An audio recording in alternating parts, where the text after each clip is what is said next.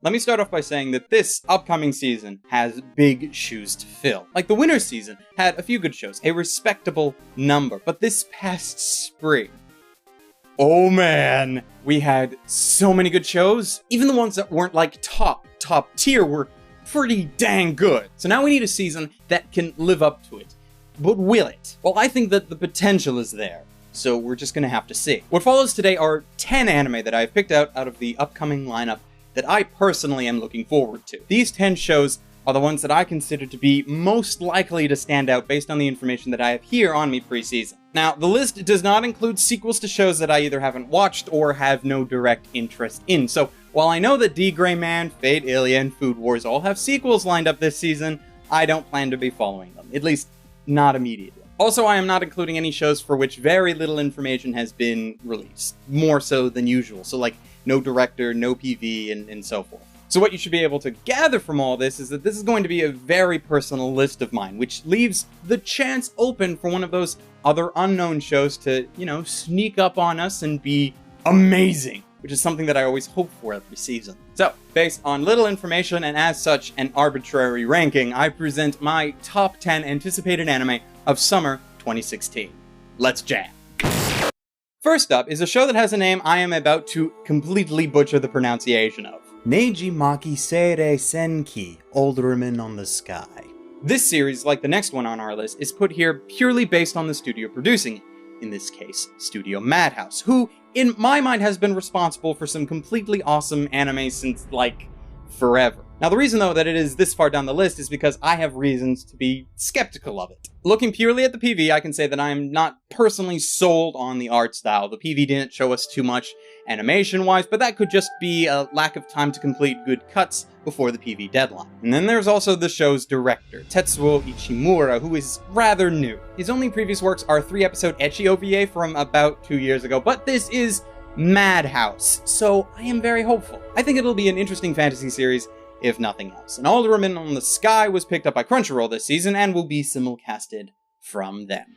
Coming in at number 9, Tales of Zestiria the X. Like Alderman, this one snags a spot on the list because it's being produced by Ufotable. Now, I have an equal number of reasons to be skeptical about it, but most of that will be made up by the fact that it is potentially going to be the best-looking series this season. The negatives I have are mostly personal. I've been following the Tales of series since Symphonia on the GameCube, and the track record for those games being adapted into the anime format has been less than stellar. Like, Ufotable's Symphonia adaptation took a 50-hour game and condensed that into a small 11-episode OVA, but also, on top of that, released those 11 episodes over the course of 6 years. On top of which, I'm not the biggest fan of Zestiria either, because I got the game when it was released on Steam a while back, and the only reason I never returned it back to Steam after 3 hours is because it also came with a pre-order copy of Symphonia with it, and I really wanted that. I don't review video games, but I found the gameplay to be far inferior to even Symphonia, in my opinion, though the story could be good, which is why I am still slightly excited for this adaptation. Zestiria the X was picked up by Funimation and will be available from them. No word yet on if it's getting a broadcast dub, mostly because it's far too early to be talking about such things. Next up is Qualidea Code. For this one, I'm less looking forward to the good animation, though it is A1 Pictures, so it's probably going to be somewhat impressive, but I'm more so looking forward to the music of this series, actually. The show's composer is Taku Iwasaki, who previously was responsible for Soul Eater, Akame ga Kill, and Noragami, among others. These shows have phenomenal soundtracks, and for Akame ga Kill especially, the music was one of the few things that got me through my watching of the series. On top of having that composer for the soundtrack, they have also snagged both Lisa and Claris for the OP and ED songs, which is quite an amazing feat, so I'm hoping that both of those are going to be impressive as well. Story-wise, there's going to be some semblance of a futuristic fantasy setting with cute girls and explosions. I am expecting a spectacle, and I doubt that it will fail to deliver. At the time of this video, Qualidea Code has not been officially picked up by any legal licensor, but there is still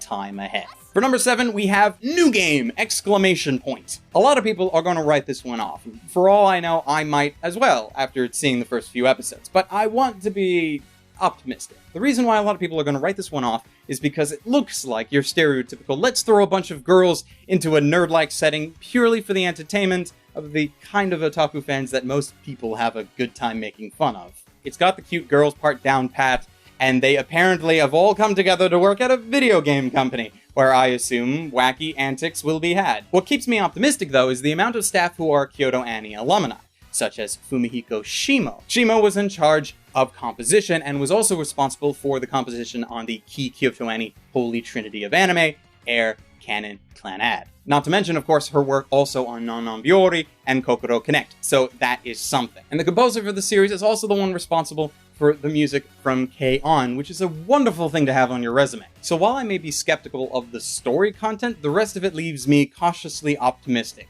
which is the best that I can hope for most times. Like Qualidia Code, new game, ! Has yet to be picked up by any legal licenser. For number 6, we have a manchu, which means I can finally get excited about an anime for its story. And in this case, by story, I mean a slice of life adventure about schoolgirls and scuba diving. The show actually has 2 directors, which is interesting. Firstly, it has a regular director, Kenichi Kasai, previously responsible for directing the wonderfully upbeat Nodame Cantabile, and then it also has a chief director, Junichi Sato, who previously was responsible for some amazing slice of life shows, such as Aria, and also Crosse in a Foreign Labyrinth. Also, we have Deko Ako doing the series composition, who previously was the director on Noragami, as well as the series comp for last season's Flying Witch. So a lot of the important staff positions are indeed well filled, even if the art director and the character designers are fairly new. All I can be certain of at this point is that this series has a high chance of being one of those shows that I just watch to relax and cool down with, like Flying Witch from last season. If I want something more thrilling, well, that's what this next one's going to be for, but Amanchu also has yet to be picked up. Moving on. Number 5, Berserk. This is the only sequel-like thing on this list, and I had to include it because, well, it's Berserk. I've said it before, and I will say it again. I freaking love Berserk. That said, though, this is quite obviously not a retelling of the manga from Chapter 1. Now, considering that, I have 2 negatives. Mostly, these are the same negatives that I have with the recent trilogy of Berserk films. While I like the concept of cel-shading 3D graphics, as I feel like they can help the art last much longer without aging, see Zelda Wind Waker, I am less enthusiastic about that same kind of animation being brought to Berserk. It might just be a hint of the old-fashioned preference I have considering my love for the original TV series, but the 3D animation in the most recent Berserks has always irked me. That, and also, for some continued reason, Susumu Hirasawa is not fully in charge of the musical score. And I can only assume at this point that that's because he doesn't want the job. From what I gather, he is providing at least 1 new track for this series, though I really wish he was providing 2. Whatever new one he is cooking up, and then a remix of Forces, because Forces is amazing. Anyway, I'm still looking forward to this version of Berserk quite a lot, and it will be streaming on Crunchyroll this season. Now, starting to both wind down the list, but also ramp up our excitement a bit, we have 91 Days. 91 Days is a mafia drama taking place in the Prohibition era. It is not based on any existing manga or light novel, and I think it is going to be freaking amazing. It is being handled by the same studio responsible for Terror and Resonance, as well as the Durarara sequels. And the series composition is being done by Taku Kishimoto, who handled both the comp for Erased and last season's stellar Joker game, show I never did a video on, but probably should have, because it was really good. Now, my only hang-up at this point, with the little information we have, would be the director, Hiro Kaburaki. Mostly because he's much better known for directing shows that are either comedy or romance, 2 things which I'm hoping this series is not. But it looks good. Ling Segura is taking care of the opening, which I can hopefully count on as being good, and this kind of mob story has always been entertaining for me in the past, so I am very excited for it. Crunchyroll has this one as well, so be sure to look out for that. For number 3, we have Orange, which is mostly here because of a recommendation given by my good friend Ken to read the manga for it. I haven't yet, but by all accounts, its story is right up my alley. The story is a kind of romance drama with an interesting twist. Our main character receives a letter from herself 11 years in the future, telling her to keep track of a new transfer student. And like, at this point, with just that, I'm already sold. But then I find out that it's being directed by Hiroshi Hamasaki, the director of Technolize, and more importantly, the director of Steins Gate, and hell yes, I am pumped! Now, Orange is another Crunchyroll pickup, and it has the potential, I think, to be best of season. But of course, that's as long as it turns out to be better than the number 2 on my list. Mob Psycho 100. All you need to know about Mob Psycho right now is that it's being animated by Studio Bones, and the original story for it was written by the webcomic artist One, The very same guy who created One Punch Man. You know, that uber popular anime from last year? Yeah, same guy. One of the major differences as far as we're concerned for watching it from One Punch Man to Mob Psycho is that it's going to be available on Crunchyroll this time around, not Daisuke. So that's an interesting change of events. Now, I'm actually going to skip over my detailed reasons for why I am psyched as hell for this show, because I'm actually planning on dedicating an entire video to it shortly, so watch out for that. But I do believe you might be wondering what I am personally more hyped for than this.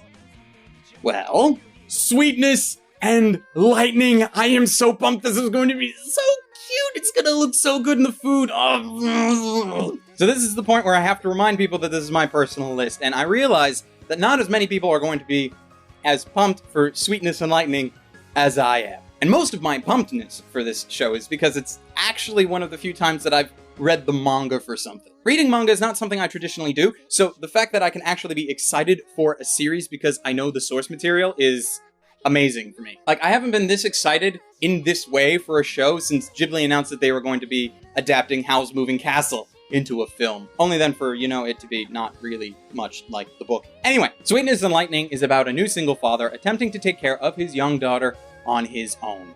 How he is able to accomplish spending time with her is that they attempt to learn how to cook, along with the help of one of his students, as he is a high school teacher. It's this weird cross between Food Wars and Usagi Drop, but without the competition from Food Wars and the things from the Usagi Drop manga that no one should ever read. Stick to the anime on that one.